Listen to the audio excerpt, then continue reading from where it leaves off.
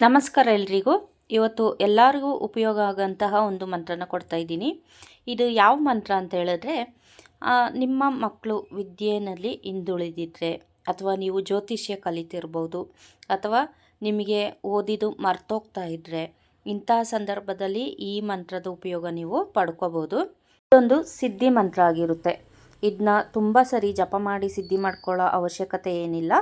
ನೀವು ಓದೋ ಸಂದರ್ಭದಲ್ಲಿ ಅಥವಾ ನೀವು ಯಾವುದೇ ವಿದ್ಯೆ ಕಲಿತಿದ್ರು ಅಂಥ ಸಂದರ್ಭದಲ್ಲಿ ಮೊದಲಿಗೆ ಈ ಮಂತ್ರನ ಹೇಳಿ ನೀವು ಪ್ರಾರಂಭ ಮಾಡ್ಬೋದು. ಆದ್ದರಿಂದ ನಾವು ತುಂಬ ಮಂತ್ರಗಳಿಗೆ ಹೇಳ್ತೀವಿ. ಅಮಾವಾಸ್ಯೆ ಟೈಮಲ್ಲಿ ಅಥವಾ ಗ್ರಹಣ ಟೈಮಲ್ಲಿ, ಹುಣ್ಣಿಮೆ ಟೈಮಲ್ಲಿ ಒಂದು ಒಳ್ಳೆಯ ದಿನ, ಶುಭ ದಿನ ನೋಡಿ ಮಂತ್ರ ಸಿದ್ಧಿ ಮಾಡ್ಕೊಳ್ಳಿ. ಇಂಥ ಸಂದರ್ಭದಲ್ಲಿ ನೀವು ಕೂತ್ಕೊಂಡು ಮಂತ್ರ ಜಪ ಮಾಡಿ, ಇಂಥ ಮಂತ್ರ ನಿಮಗೆ ಆ ಸಂದರ್ಭದಲ್ಲಿ ಸಿದ್ಧಿಯಾಗುತ್ತೆ ಅಂತ ನಾವು ಹೇಳ್ತಾ ಇರ್ತೀವಿ. ಆದರೆ ಈ ಮಂತ್ರ ನೀವು ಯಾವುದೇ ಸಂದರ್ಭದಲ್ಲೂ ಕೂಡ ನೀವು ಜಪ ಮಾಡ್ಕೋಬೋದು.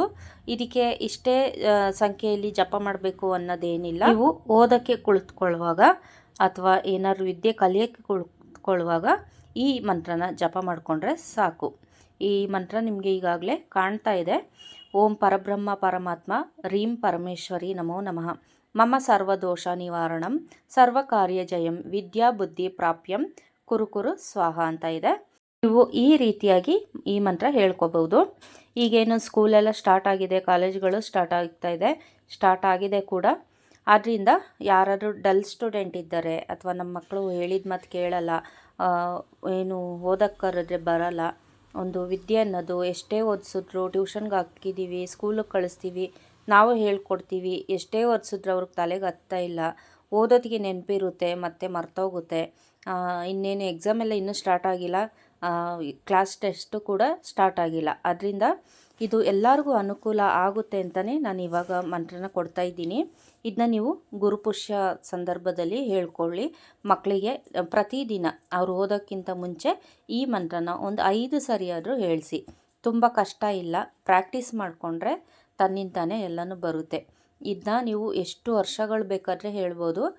ಒಂದು 5 ಸರಿ ಓದೋಕ್ಕೆ ಕೂತ್ಕೊಂಡಾಗ ಒಂದು 5 ಸರಿ ಹೇಳಿಬಿಟ್ಟು ಆಮೇಲೆ ಬುಕ್ ಓಪನ್ ಮಾಡಿ ಬುಕ್ಕಿಗೆ ಶರಣ ಮಾಡಿಕೊಂಡು ನೀವು ಓದೋದ್ರಿಂದ ಅವ್ರು ಏನು ಓದಿರ್ತಾರೆ ಮಕ್ಕಳು, ಅದು ಅವ್ರ ತಲೆಯಲ್ಲಿ ಹಾಗೆ ಉಳ್ಕೊಳ್ಳುತ್ತೆ. ಬರೀ ಓದಿದವರು ಅಂತಲ್ಲ, ತುಂಬ ಚೆನ್ನಾಗಿ ಓದೋಂಥ ಮಕ್ಕಳು ಕೂಡ ಈ ಮಂತ್ರನ ಹೇಳ್ಕೊಬೋದು. ಯಾಕೆಂತೇಳಿದ್ರೆ ಇದೊಂದು ರಕ್ಷೆಯಾಗಿ ನಿಮಗೆ ಕಾಪಾಡುತ್ತೆ. ಹಾಗೆ ಇನ್ನು ಜ್ಯೋತಿಷ್ಯ ಕಲಿತಿರ್ತಾರೆ, ಯಂತ್ರ ಮಂತ್ರ ತಂತ್ರ ವಿದ್ಯೆಗಳನ್ನೆಲ್ಲ ಕಲಿತಿರ್ತಾರೆ. ಕೆಲವೊಬ್ಬರಿಗೆ ಈ ಜ್ಯೋತಿಷ್ಯ ಅನ್ನೋದು, ಯಂತ್ರ ಮಂತ್ರ ಅನ್ನೋದು ಒಲಿಯಲ್ಲ. ತುಂಬ ಜನಕ್ಕೆ ಒಲಿಯುತ್ತೆ, ತುಂಬ ಜನಕ್ಕೆ ಒಲಿಯಲ್ಲ. ಒಲಿದವರು ಅದು ಅದೃಷ್ಟವಂತರು. ಏನೋ ಮಾಡೋಕ್ಕೆ ಹೋಗ್ತಾರೆ, ಇನ್ನೇನೋ ಆಗುತ್ತೆ, ಇನ್ನೇನೋ ತೊಂದರೆಗಳಾಗುತ್ತೆ. ಈ ಮಂತ್ರನ ಸೂಕ್ಷ್ಮವಾಗಿ ಓದಿ ಅರ್ಥ ಮಾಡ್ಕೊಳ್ಳಿ. ಇಲ್ಲಿ ಸರ್ವದೋಷ ನಿವಾರಣೆ ಅಂತಲೇ ಇದೆ. ಆದ್ದರಿಂದ ನಿಮಗೆ ಸರ್ವದೋಷ ಕೂಡ ನಿವಾರಣೆಯಾಗಿ ನಿಮಗೆ ಜ್ಯೋತಿಷ್ಯ ಕಲಿಯೋಕ್ಕೂ ನಿಮಗೆ ಇಲ್ಲಿ ಹೆಲ್ಪ್ ಆಗುತ್ತೆ ಈ ಮಂತ್ರದಿಂದ. ನೀವು ಜ್ಯೋತಿಷ್ಯ ಯಂತ್ರ ಮಂತ್ರ ತಂತ್ರವಿದ್ಯೆ ಕಲಿಯೋತ್ತಿಗೂ ಅಷ್ಟೇ ಈ ಮಂತ್ರನೊಂದು 5 ಸರಿ ಜಪ ಮಾಡ್ಕೊಳ್ಳಿ. ಯಾಕೆಂದರೆ ಜ್ಯೋತಿಷ್ಯ ಕಲಿಯೋರೆಲ್ಲ ಜಪ ಮಾಡಿ ಕೆಲವೊಂದು ಮಂತ್ರಗಳು ಸಿದ್ಧಿ ಮಾಡ್ಕೊಂಡಿರ್ತೀರ. ಅಂಥ ಸಂದರ್ಭದಲ್ಲಿ ನೀವು ಲಕ್ಷಾನುಗಟ್ಟಲೆ ಮಂತ್ರಗಳನ್ನೆಲ್ಲ ಜಪ ಮಾಡ್ಕೊಂಡಿರ್ತೀರ. ನೀವೆಲ್ಲ ಒಂದು 21 ಸರಿ ಹೇಳಿದ್ರೆ ಒಳ್ಳೆಯದು, ಅಥವಾ 11 ಸರಿ ಹೇಳಿದ್ರೆ ಒಳ್ಳೆಯದು, 108 ಸರಿ ಹೇಳಿದ್ರೆ ಇದು ತುಂಬ ಬ್ರಹ್ಮಾಂಡದ ಒಂದು ಶಕ್ತಿ ಅನ್ನೋದು ನಿಮಗೆ ಸಿಗುತ್ತೆ. ಆದ್ದರಿಂದ ನೀವು ಜಾಸ್ತಿ ಹೇಳ್ಕೊಬೋದು, ಅಥವಾ ನೀವು 5 ಸರಿನೇ ಹೇಳ್ಕೊಬೋದು, ಏನಾದರೂ ಮಾಡ್ಕೊಳ್ಳಿ. ಒಟ್ಟಲ್ಲಿ ಈ ಮಂತ್ರನ ಹೇಳಿ ಅಷ್ಟೇ. ಜ್ಯೋತಿಷ್ಯ ಯಂತ್ರ ಮಂತ್ರ ತಂತ್ರ ವಿದ್ಯೆ ಕಲಿಯೋರಿಗೂ ಅನುಕೂಲ ಆಗುತ್ತೆ, ಸರ್ವದೋಷಗಳು ನಿವಾರಣೆ ಆಗುತ್ತೆ. ಹಾಗೆ ಸ್ಕೂಲ್ಗೆ ಹೋಗ್ತಾ ಇರೋಂಥವ್ರು ಅಥವಾ ಕಾಲೇಜಿಗೆ ಹೋಗ್ತಾ ಇರೋಂಥವ್ರು ಈ ಮಂತ್ರನ ಹೇಳ್ಕೊಳ್ಳೋದ್ರಿಂದ ಅವರಿಗೆ ವಿದ್ಯೆ ಅನ್ನೋದು ತುಂಬ ಚೆನ್ನಾಗಾಗುತ್ತೆ. ಇದನ್ನ ರಿಸಲ್ಟ್ ನೀವು ಆಮೇಲೆ ನನಗೆ ಕಮೆಂಟ್ ಮೂಲಕ ತಿಳಿಸಿ. ನಾನು ಇನ್ನೂ ವೀಡಿಯೋಗಳು ಹಾಕ್ತಾ ಇರ್ತೀನಿ. ಯಾವ ವಿಡಿಯೋದಲ್ಲಾದರೂ ಈ ಒಂದು ಮಂತ್ರದ ಉಪಯೋಗ ಹೇಗಾಯಿತು, ನಿಮಗೆ ಏನಾಯಿತು ಅಂತ ಹೇಳ್ಬಿಟ್ಟು 1 ತಿಂಗಳು ಆದಮೇಲೆ ಅಥವಾ ಒಂದು 21 ದಿನ ಆದಮೇಲೆ ತಿಳಿಸಿ ನೋಡಿ. ಮಕ್ಕಳು ಮುಂಚೆ ಹೇಗೆ ಓದ್ತಾಯಿದ್ರು, ಇವಾಗ ಹೇಗೆ ಓದ್ತಾ ಇದ್ದಾರೆ ಅಂತ ನಿಮಗೆ ಅದೊಂದು ಅನುಭವಕ್ಕೆ ಬರುತ್ತೆ. ಆ ಸಂದರ್ಭದಲ್ಲಿ ಕಮೆಂಟ್ ಮೂಲಕ ತಿಳಿಸಿ. ಆದರೆ ಇನ್ನೊಂದು ವಿಚಾರ, ಎಲ್ಲ ಮಂತ್ರದಿಂದನೂ ಆಗಲ್ಲ. ನೀವು ಚೆನ್ನಾಗಿ ಓದಬೇಕು, ಮಕ್ಕಳುಗಳು ಚೆನ್ನಾಗಿ ಓದಬೇಕು. ಓದಿ ನಿಮಗೇನು ಮರ್ತೋಗ್ತಾ ಇದೆ ಅದು ಮರೆಯದಿದ್ದಂಗೆ ಇದು ಸಹಾಯ ಅಂತೂ ಖಂಡಿತವಾಗ್ಲೂ ಮಾಡುತ್ತೆ. ಹಾಗೆ ಎಲ್ಲದನ್ನೂ ಪ್ರಯತ್ನ ಮಾಡಿದ್ರೆ ಮಾತ್ರ ಫಲ ಸಿಗುತ್ತೆ. ನಾನು ಮಂತ್ರ ಹೇಳ್ಕೊತೀನಿ, ನಾನು ಕೂತ್ಕೋತೀನಿ, ನನಗೆಲ್ಲ ಬಂದ್ಬಿಡುತ್ತೆ ಅಂತ ಹೇಳಿದ್ರೆ ಏನು ಬರಲ್ಲ. ಆದ್ದರಿಂದ ನಿಮ್ಮ ಪ್ರಯತ್ನ ನೀವು ಮಾಡಿ, ಅದ್ರ ಜೊತೆಗೆ ಈ ಮಂತ್ರದ ಉಪಯೋಗನ ನೀವು ಪಡ್ಕೊಳ್ಳಿ. ಇದಿಷ್ಟು ಹೇಳೋಕ್ಕೆ ಇಷ್ಟಪಡ್ತಾ ಇದ್ದೀನಿ.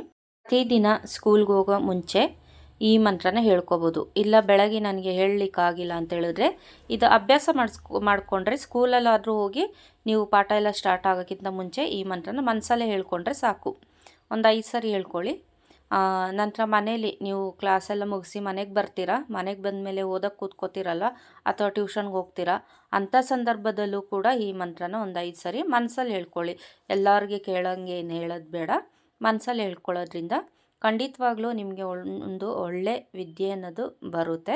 ಹಾಗೆ ಇದು ಪ್ರತಿಯೊಬ್ಬರು ಹೇಳ್ಕೊಬೋದು. ಇದೇನು ತುಂಬ ಕಷ್ಟ ಇರೋಂಥ ಮಂತ್ರಗಳು ಅಲ್ಲ, ಅಥವಾ ನೀವು ತುಂಬ ಸಾಧನೆ ಮಾಡೋಂಥ ಮಂತ್ರನೂ ಅಲ್ಲ. ಒಂದು 5 ಸರಿ ಹೇಳ್ಕೊಳ್ಳೋದ್ರಿಂದ ನಿಮಗೊಂದು ಒಳ್ಳೆ ಉಪಯೋಗ ಆಗುತ್ತೆ ಇದು.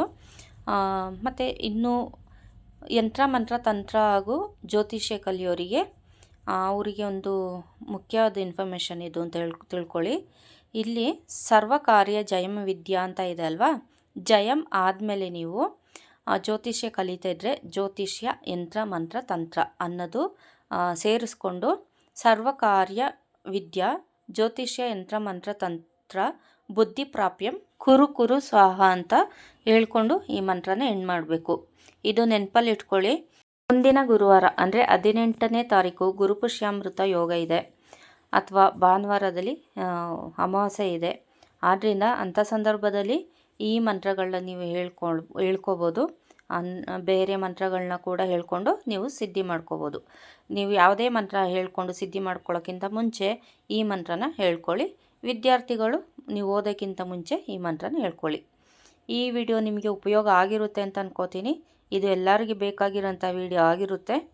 ಆದ್ದರಿಂದ ಇದನ್ನ ಪ್ರತಿಯೊಬ್ಬರಿಗೂ ಶೇರ್ ಮಾಡಿ, ನಿಮ್ಮ ಫ್ಯಾಮಿಲಿಗಾಗಲಿ ಫ್ರೆಂಡ್ಸಿಗಾಗಲಿ ಎಲ್ಲರಿಗೂ ಶೇರ್ ಮಾಡಿ.